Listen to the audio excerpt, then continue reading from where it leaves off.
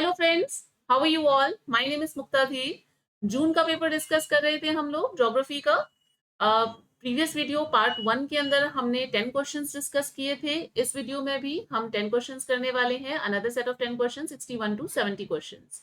तो शुरू करते हैं। ये ब्रीफ इंट्रोडक्शन है मेरा। जो जानना चाहते हैं they can have a look. और जस्ट अ सेकेंड, शुरू करते हैं हमारे पहले क्वेश्चन से। करेक्ट स्टेटमेंट पूछा गया है इसके अंदर आपसे। All tsunamis are seismic sea waves. पहला जो मतलब स्टेटमेंट है वो करेक्ट है या नहीं? All tsunamis are seismic waves. देखो यहाँ पे एब्सोल्यूट स्टेटमेंट है, ऑल सुनामीज, ये बिल्कुल गलत है। सारी सुनामीज जो है वो सिस्मिक सी वेव्स नहीं होती हैं। मोस्टली आप कह सकते हो, मोस्टली या फिर यूजुअली सुनामी वेव्स जो जो जो सुनामीज हैं वो सिस्मिक वेव्स होते हैं। बट कई बार ऐसा भी होता है कि सुनामी जो है वो लैंडस्लाइड की वजह से या फिर वोल्केनिक एक्टिविटी की वजह से भी क्रिएट होते हैं, राइट? तो इस वजह से ये स्टेटमेंट हमारा गलत हो जाएगा। All tsunamis are not seismic sea waves, most tsunamis are seismic sea waves. तो पहला स्टेटमेंट गलत हो गया। एक बार हम ऑप्शंस में देखते हैं। सबसे पहले तो जिस ऑप्शन में भी ए है उसे आप एलिमिनेट कर दो। ए सी डी है, ये एलिमिनेट हो जाएगा। This one also get eliminated, इसमें भी ए है और ये भी एलिमिनेट हो जाएगा। तो देखो, एक स्टेटमेंट को एलिमिनेट करते ही आपका आंसर आ गया कि बाकी के जो तीनों स्टेटमेंट हैं वो करेक्ट हैं। तो ये क्वेश्चंस बड़े आपको दिखते हैं इस तरीके से कि काफी भयानक टाइप ऑफ क्वेश्चंस हैं, बट एक्चुअली में नहीं है। जस्ट अगर आपको एक स्टेटमेंट भी पता है तो आप उससे कई बार आंसर्स निकाल सकते हैं। खैर, हम बाकी के स्टेटमेंट्स भी डिस्कस करते हैं क्योंकि एग्जाम पॉइंट ऑफ व्यू से इंपॉर्टेंट है। Second statement is, as the tsunami approaches the shore, its velocity drops and the wave height greatly increases. क्या होता है? देखो, यहाँ पे हम इसे से समझते हैं। सुनामीज जो होते हैं ना, बेसिकली जैसे जेट प्लेन्स होते हैं ना, उनकी स्पीड से फ्लो करते हैं। अब आप यहाँ पे देख रहे हो, ये डीप ओशियन है, ओपन ओशियन है, वहां पे सुनामीज की जो स्पीड है वो लगभग 213 किलोमीटर के करीब है। डेप्थ ओशियंस की ज्यादा है और ये होती है आपकी वेव। ठीक है ना, ये वेव्स है, ये सुनामी वेव्स है। दिख रही है आपको ये सुनामी वेव्स इस तरीके से? अब यहाँ पे आपको दिख रहा होगा, मैंने ड्रॉ कर दिया तो ज्यादा इजीली नहीं दिख रहा होगा, एक मिनट है। यहाँ पे अब आपको दिख रहा है कि जो सुनामी की जो वेव है उसकी वेवलेंथ कितनी ज्यादा है ना? वेवलेंथ काफी ज्यादा है यहाँ पे। और वेवलेंथ ज्यादा, ये वेवलेंथ काफी ज्यादा है एक वेव की। और जैसे जैसे ये शोर के पास में पहुंचेगी, क्या होगा कि इसकी स्पीड कम होती जाएगी, सुनामी वेव्स की स्पीड कम होती जाएगी, वेव की हाइट इंक्रीज होती जाएगी। आपको दिख रहा है वेव हाइट इंक्रीज होती हुई, क्रेस्ट जो है वो इंक्रीज होती हुई दिखाई दे रही है ना? तो वही चीज यहाँ पे लिख रखी है कि सुनामी जैसे ही शोर पे अप्रोच करता है, वेलोसिटी ड्रॉप होती है, जो उसकी स्पीड है वो ड्रॉप हो जाती है, वेव की हाइट ग्रेटली इंक्रीज हो जाती है। तो ये स्टेटमेंट तो बिल्कुल सही है। Next statement, modern tsunami warning systems depend on the seabed seismometers and submerged devices and satellite. बिल्कुल सही है ये statement भी। Now come to next statement. In open ocean, the lack of steepness and tsunami waves very long period causes slow and imperceptible crest rise. वापस देखते हैं हम इसके अंदर। देखो, ओपन ओशियन में हम देख रहे हैं कि सुनामी की जो ये वेव्स हैं, है ना, उसके अंदर क्रेस्ट जो है, अब यहाँ पे देखो आपको क्रेस्ट कुछ खास दिखाई ही नहीं दे रही है।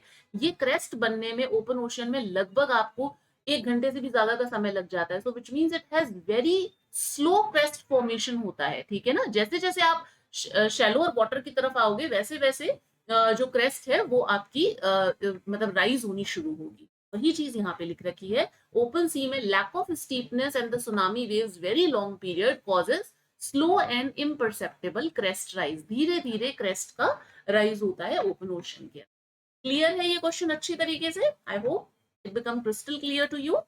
नेक्स्ट क्वेश्चन पे आते हैं। फॉलोइंग थ्योरीज को बताना है भाई, इनको इनके क्रोनोलॉजिकल ऑर्डर के अंदर अरेंज करना है।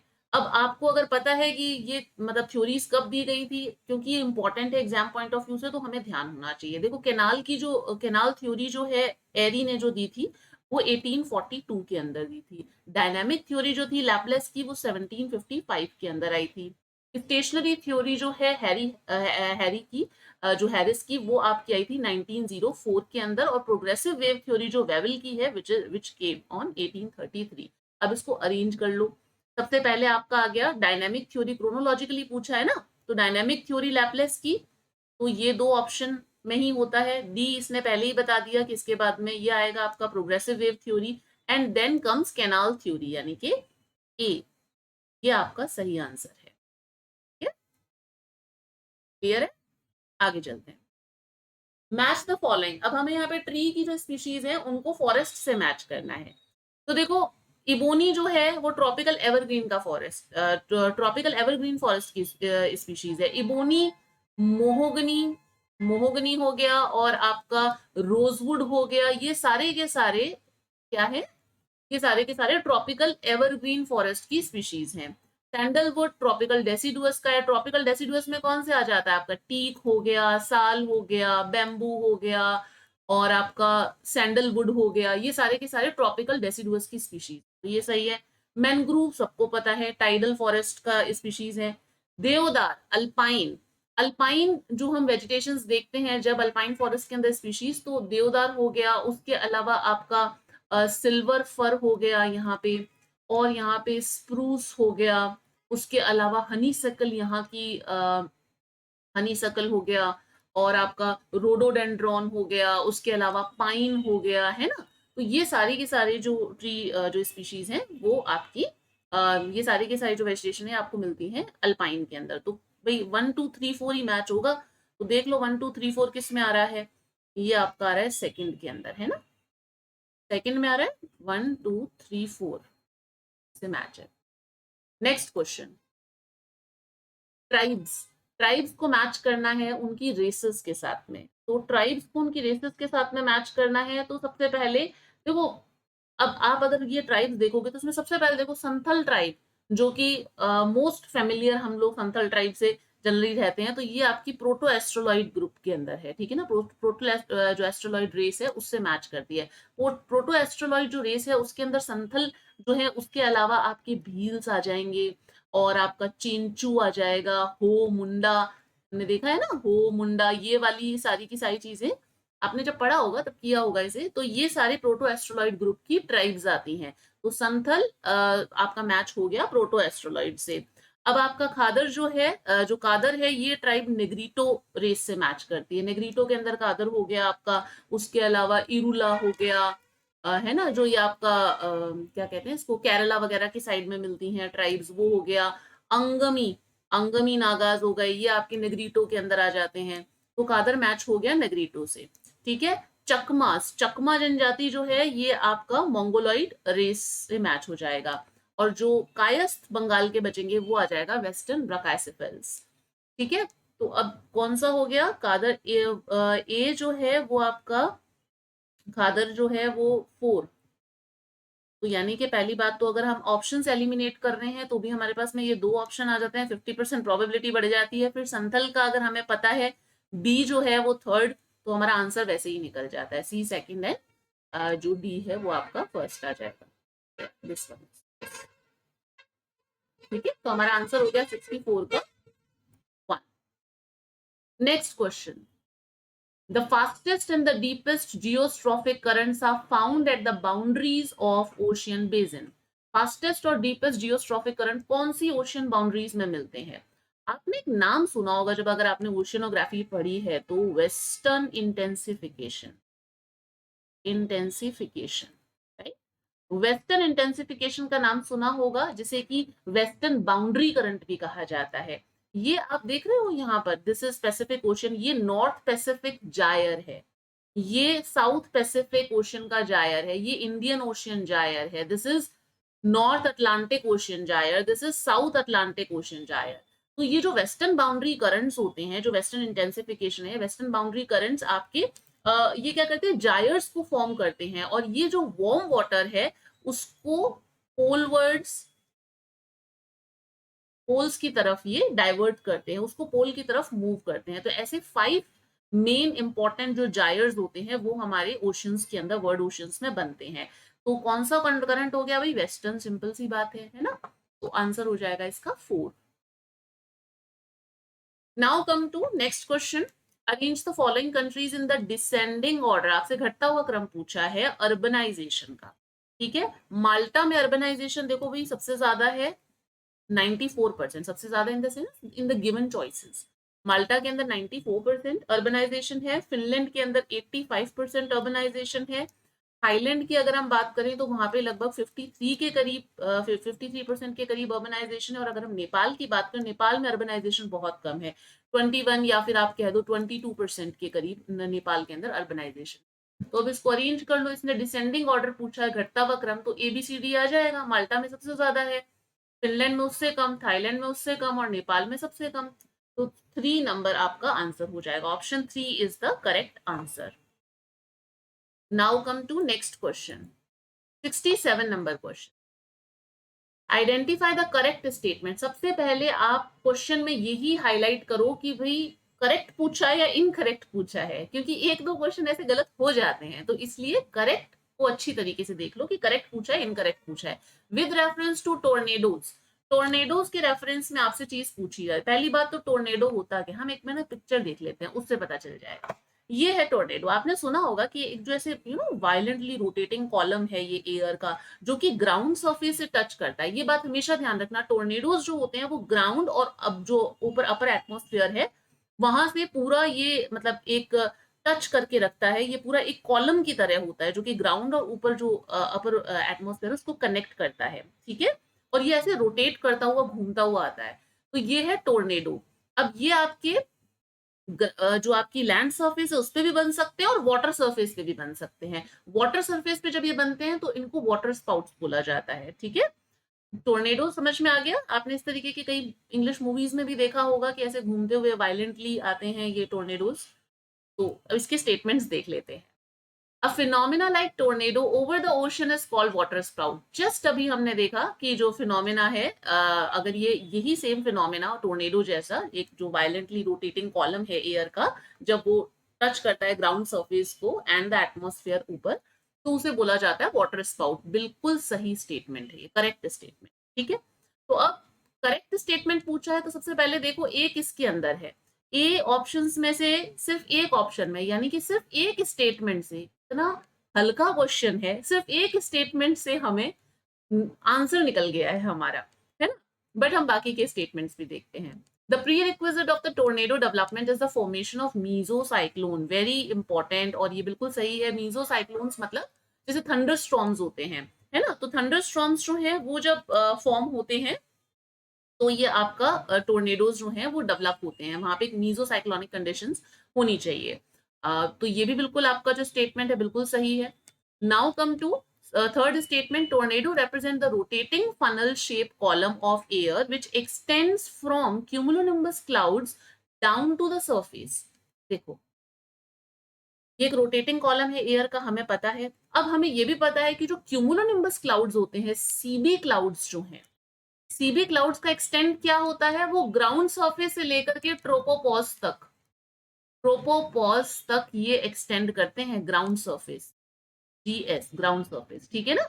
इनका एक्सटेंशन सबसे ज्यादा होता है। They are the vertical dark black clouds, हमने देखे हैं इनका वर्टिकल एक्सटेंशन ग्राउंड सरफेस से लेकर के आपका ट्रोपोपॉज तक रहता है। लगभग आप कह सकते हो 16 kilometres above the surface vertically, अगर आप देखो एटमॉस्फेयर के अंदर, तो 16 किलोमीटर 18 किलोमीटर्स तक इनका एक्सटेंशन रहता है।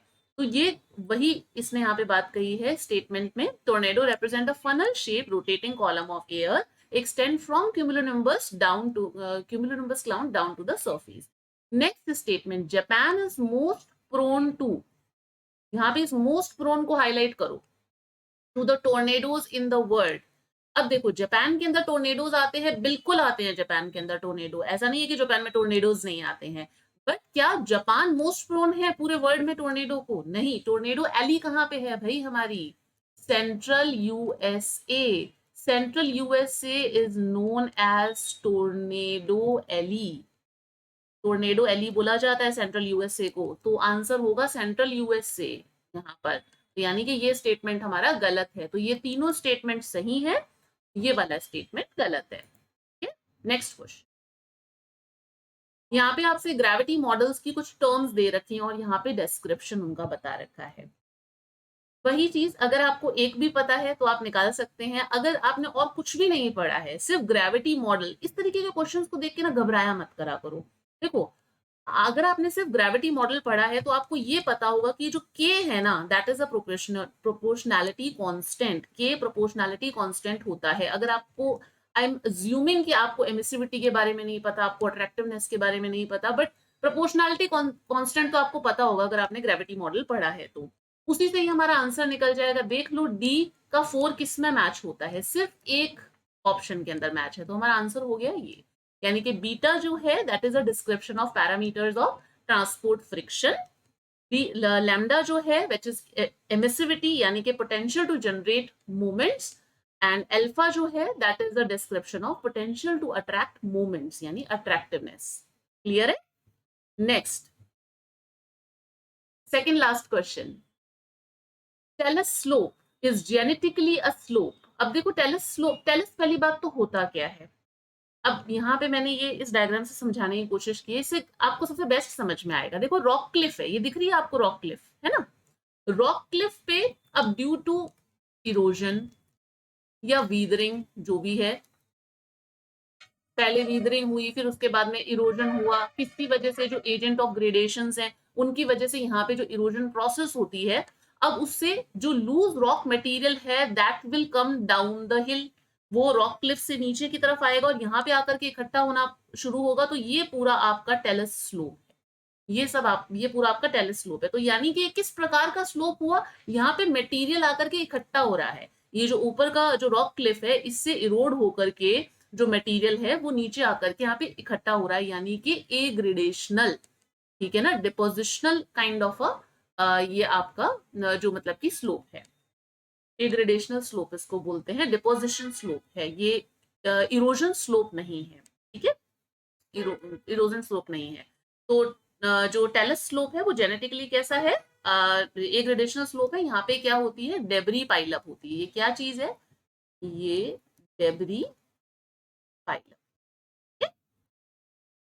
Last question, thunderstorms are most frequently, the thunderstorms are most frequent in, thunderstorm सबसे ज्यादा कहां पर आते हैं। अब यहाँ पे मोस्ट फ्रीक्वेंट को हमें हाईलाइट करना है। देखो क्वेश्चन के आप कीवर्ड्स पकड़ा करा करो, दिक्कत वहीं पर ही होती है जहां पे हम की को नहीं समझ पाते हैं कि पूछा क्या है इसने। थंडरस्टॉर्म्स आपको इक्वेटर से लेकर के पोलर रीजन तक आपको सब जगह पे मिलेंगे थंडरस्टॉर्म। ऐसा नहीं है कि पोल्स पे थंडरस्टॉर्म्स नहीं आते हैं, इक्वेटर टू पोलर रीजन्स पे आपको थंडरस्टॉर्म्स मिलेंगे। But generally most frequent phenomena thunderstorm है लो लैटिट्यूड्स का, लो लैटिट्यूड्स का यानी कि ट्रॉपिक्स का, ये मोस्ट फ्रीक्वेंट फिनोमेना है। तो अब यहाँ पे हम एलिमिनेट करना शुरू करते हैं। हॉर्स लैटिट्यूड तो पहले ही एलिमिनेट हो गया, क्यों, क्योंकि यहाँ पे हाई प्रेशर कंडीशंस रहती हैं, जो एयर है वो काम रहेगी, तो यहाँ पे तो थंडरस्टॉर्म नहीं इतने ज्यादा फॉर्म होंगे एज सच। तो हॉर्स लैटिट्यूड तो वैसे ही एलिमिनेट हो गया। पोलर रीजन और सब पोलर रीजन, पोलर और सब पोलर रीजन भी यहाँ पे थंडरस्टॉर्म्स होते हैं but not most frequent because they are the high latitudes, right. तो ये भी आपके एलिमिनेट हो जाते हैं। तो बचा आपका आंसर डोल्ड्रम्स। सो डोल्ड्रम्स के अंदर in the given options, doldrums में थंडरस्टॉर्म्स जो हैं they are most frequently formed. So this is all about the video and I hope you have liked it. इस वीडियो की जो ये अपनी स्लाइड सेट है, ये जो PDF है वो मैं आपको शेयर कर दूंगी अपने इस टेलीग्राम चैनल पे। आप जुड़ जाइए मेरे टेलीग्राम चैनल से। They are the other platforms जहाँ पे आप मुझे फॉलो कर सकते हैं। कोई भी क्वेश्चन में अगर आपको डाउट है तो आप टेलीग्राम या फिर जो मेरा इंस्टा है उसके ऊपर आप मुझे डायरेक्ट मैसेज कर सकते हैं, ठीक है। और this is all about the video. I hope you have liked the explanation. If you do so, then please do hit a like and do subscribe it, share it with your friends, and see you in the next video with another set of 10 questions. Till then, stay connected. Bye bye.